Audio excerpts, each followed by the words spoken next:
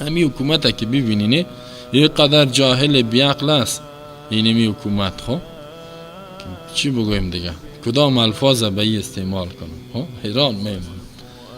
بسیار بیدین است اینمی حکومت. خب اینمی قانون گذارای از این و ایتو بیراده است، ایتو غلام برده است که هیچ صلاحیت نداره که کاری را کنه.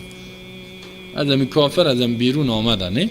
حال تا که دخترها در مکتب میرن، در مکتب تا صنف 12 دختر جداست، لباسای سیاه وجه سرشق فشار است که لباس سیاه چادر سفید، حتی آرایش ناخون هیچ چیز نمیمانه. آرایش بکنه معلومات چنان زدن میته.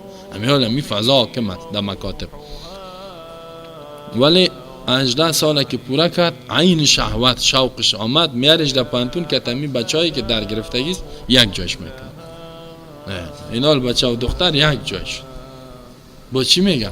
حال 18 ساله شد، عقلش کامل شده، ای کار نمیکنه. ای بیدین جاهل خر از خر کرده تو بیعقل است.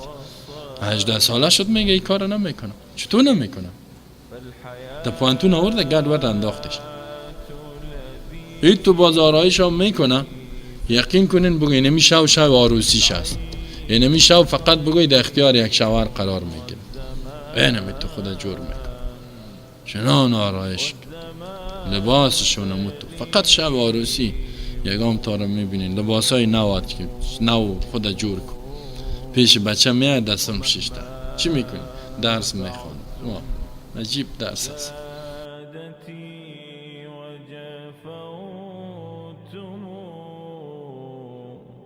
فقال